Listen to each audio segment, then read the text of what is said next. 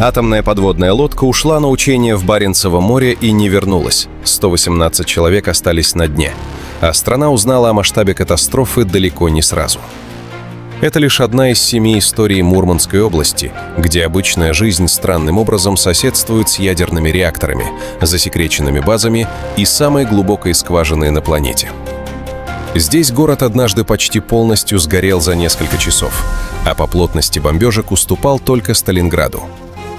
Здесь реактор ледокола вышел из строя, а его поврежденную начинку буквально утопили в Северном море, и она до сих пор там. И здесь десятилетиями стояли базы, куда не пускали даже собственных граждан страны. 7 фактов о Мурманске, каждый подтвержден документально, без единой выдумки.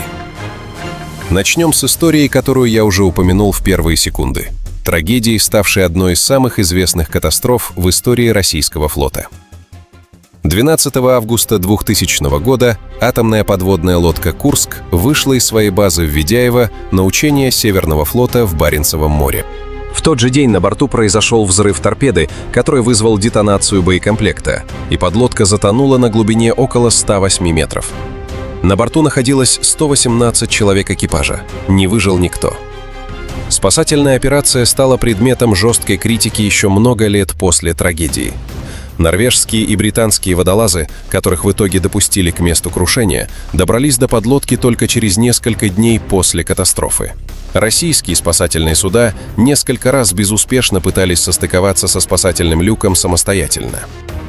Часть моряков, как показало расследование, пережила первоначальный взрыв и оставалась жива в кормовом отсеке еще некоторое время после катастрофы. Записка одного из офицеров, найденная позже при подъеме подлодки, зафиксировала, что часть экипажа была жива как минимум несколько часов после первого взрыва.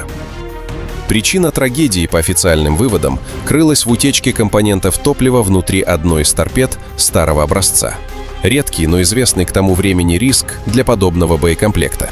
Уже в 2001 году подлодку подняли со дна моря голландские специалисты в рамках уникальной по масштабу операции, а расследование причин катастрофы продолжалось еще несколько лет.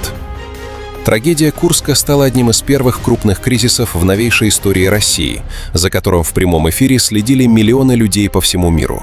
И до сих пор эта история остается одной из самых обсуждаемых катастроф российского флота, отчасти именно из-за вопросов к тому, насколько быстрой и эффективной могла бы быть спасательная операция. Родственники погибших моряков еще долгие годы добивались полной информации о ходе спасательной операции и подлинных обстоятельствах гибели экипажа. А сама трагедия вызвала масштабную общественную дискуссию о состоянии военного флота в постсоветский период и о готовности государства открыто говорить с гражданами о подобных катастрофах. После подъема подлодки и завершения расследования, 9-й отсек, где предположительно находились выжившие после первого взрыва моряки, стал предметом особенно пристального внимания следователей и журналистов. Именно там позже обнаружили записку, ставшую одним из самых пронзительных документов всей этой истории. Но если Курск — трагедия, случившаяся в море, то следующая история города — про то, как огонь однажды чуть не стер сам Мурманск с лица земли. За годы Великой Отечественной войны немецкая авиация совершила по Мурманску 792 авианалета. Цифра, которая сама по себе редко укладывается в голове, если вдуматься, что это значит для одного конкретного города. По количеству бомб, сброшенных на единицу площади, Мурманск уступал только Сталинграду. Редкий и мрачный рекорд для города, который формально находился далеко от главных фронтов войны. Самым страшным днем стало 18 июня 1942 года. С самого утра немецкие самолеты бомбили преимущественно деревянную застройку города зажигательными бомбами вперемешку с фугасными. По разным подсчетам, на город обрушилось около 12 тысяч бомб за один этот день. Сухая ветреная погода превратила отдельные пожары в единый огненный фронт, который прошел через город от центра до северо-восточных окраин. К вечеру того же дня было уничтожено порядка 3/4 всего жилого фонда Мурманска. При этом сам город не сдался и продолжал функционировать как ключевой порт для военных конвоев союзников, даже когда деревянные кварталы выгорали дотла, а горожанам приходилось жить в скальных щелях и наспех вырытых убежищах. Порт формально не прекращал работу.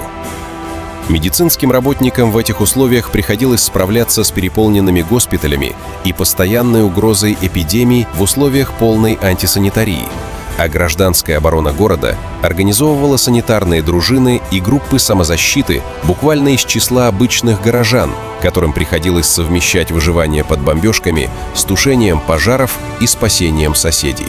В 1945 году Мурманск включили в список 15 советских городов, подлежавших первоочередному восстановлению. А в 1985 ему присвоили почетное звание «Город-герой». Сегодня в центре современного Мурманска почти ничего не напоминает о том, что здесь когда-то стоял преимущественно деревянный довоенный город. Большая часть послевоенной застройки уже каменная, а сама катастрофа 1942 года чаще всего вспоминается только по памятным датам и в местных архивах. Но сама война на этом участке фронта запомнилась не только пожарами. Десятилетия спустя, уже в мирное время, здесь случится другая катастрофа, куда более тихая и незаметная снаружи.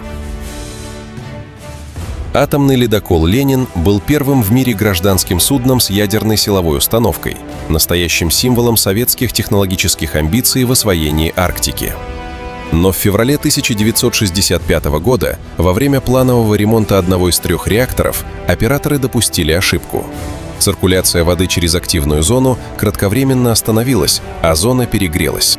По разным источникам это привело либо к оплавлению технологических каналов, либо к серьезному повреждению вплоть до 60% тепловыделяющих сборок реактора. Проблему обнаружили не сразу, а лишь при плановой выгрузке отработанного ядерного топлива. То есть поврежденный реактор какое-то время продолжал эксплуатироваться с уже нарушенной активной зоной, и последствия аварии выявили постфактум. Часть поврежденных тепловыделяющих сборок отправили на специальную плавучую техническую базу, а другую часть, примерно 125 сборок, поместили в специальный контейнер и в итоге затопили в заливе Цивольки у восточного побережья архипелага Новая Земля. То есть, в буквальном смысле, часть облученного топлива советского атомного ледокола до сих пор покоится на морском дне в российской Арктике. И, по сути, это тот самый образ атомных гробов, о которых идет речь в теме этого видео. Только не метафора, а задокументированный реальный факт. Специалисты впоследствии признавали, что авария 1965 года при неблагоприятном стечении обстоятельств могла привести к куда более серьезному радиоактивному заражению целого региона.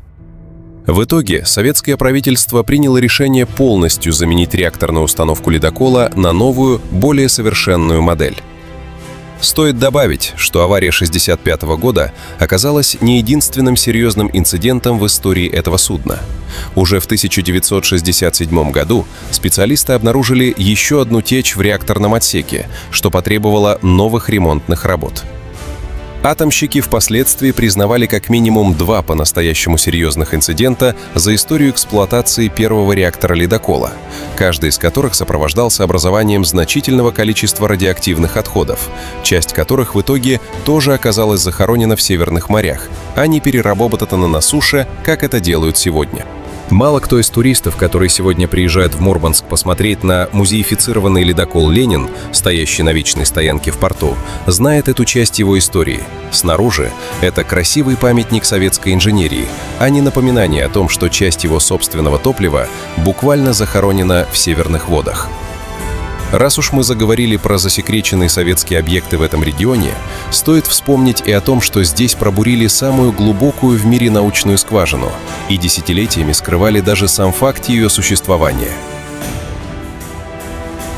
В 1970 году в Мурманской области началось бурение проекта, который в итоге войдет в историю как самая глубокая искусственная скважина на планете – Кольская сверхглубокая.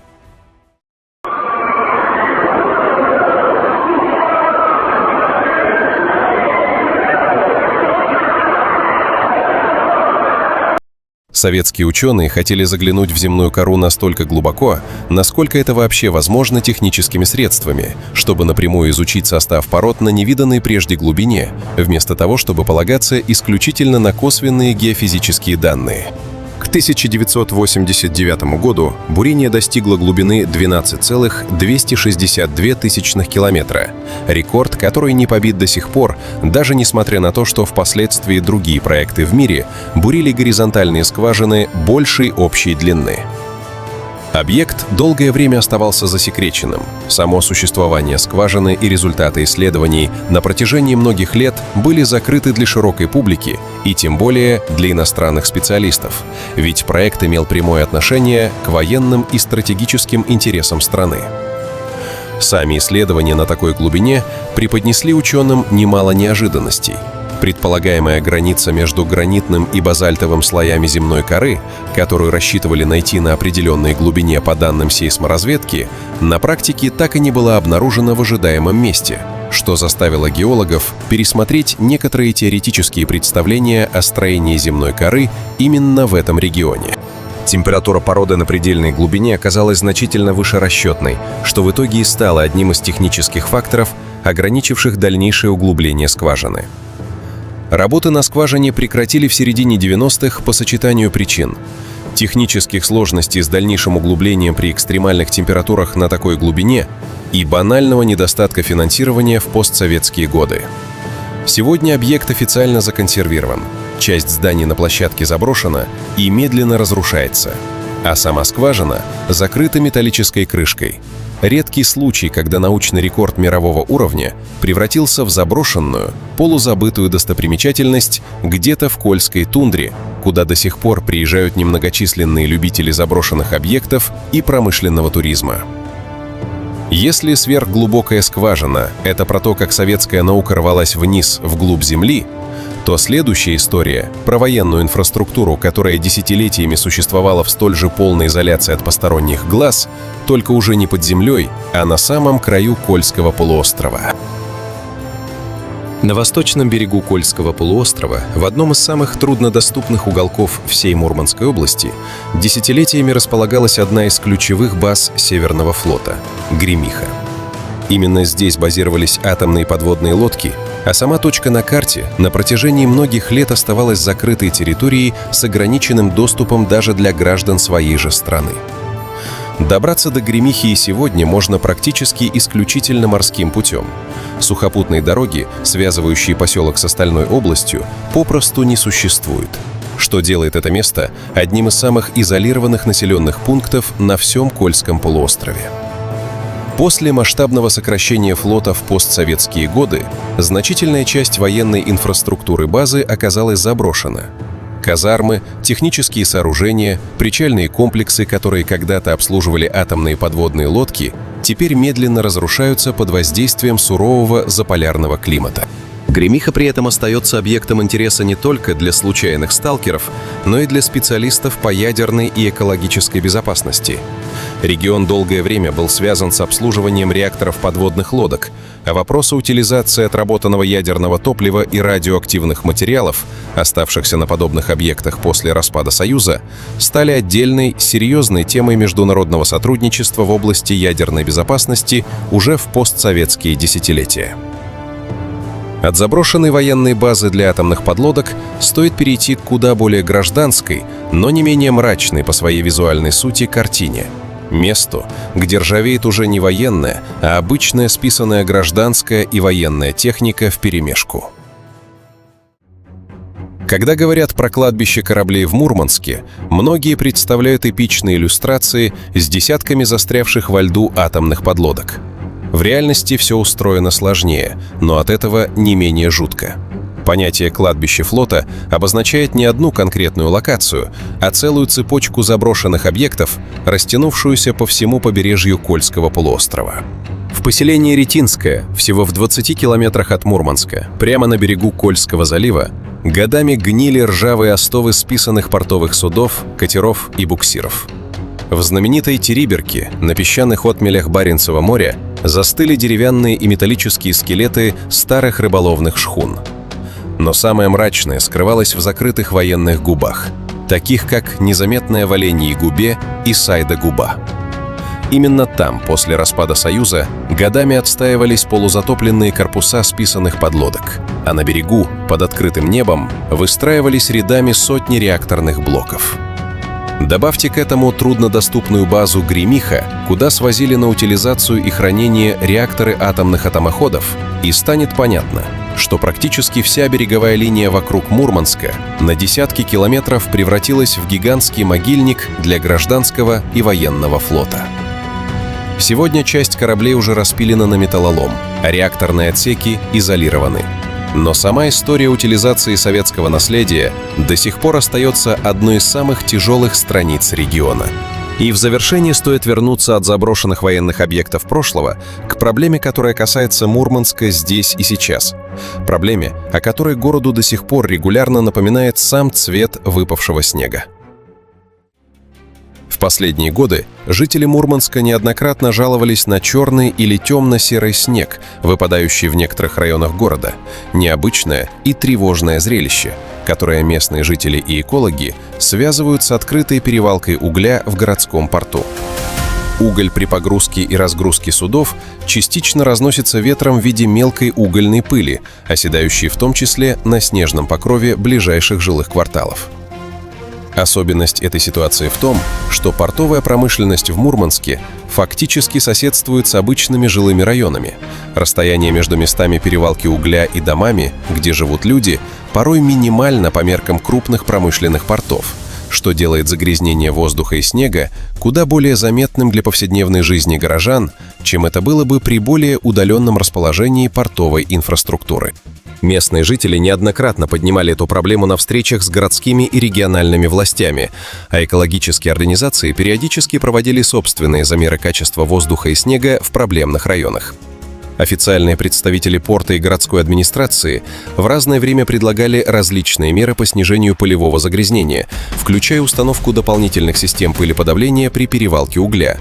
Но полностью проблема на сегодняшний день не решена, и жалобы горожан на черный снег периодически повторяются с наступлением каждой новой зимы. Если собрать все 7 историй вместе, трагедию на дне Баренцева моря, город, который однажды почти полностью сгорел, реактор, чьи обломки покоятся в арктических водах, самую глубокую скважину планеты, заброшенную базу атомных подлодок, кладбище кораблей на берегу залива и черный снег над современными жилыми кварталами, Мурманская область предстает регионом, где военная, промышленная и ядерная история никогда полностью не уходит в прошлое, а продолжает так или иначе напоминать о себе даже спустя десятилетия. Буду благодарен каждому за поддержание канала подпиской, комментарием и лайком. Увидимся!